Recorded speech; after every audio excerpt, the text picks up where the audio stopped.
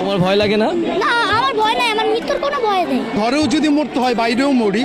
TV বা পুলিশের আর্মিদের কাছে বলবো যে গুলি কর, আমাকে গুলি কর। বাবা, আজকে যে তুমি এই আন্দোলনে এসেছো, কেন এসেছো? কেন? আমি আন্দোলনের বিচার পেতে আসছি। কার বিচার যেতে?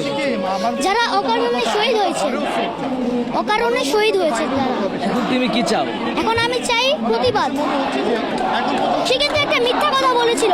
প্রথমে বলেছে যে রাজাকারের বাচ্চারা কোটা পাবে না, মুক্তিযোদ্ধারা পাবে বলে। আর আবার পরে বলছে যে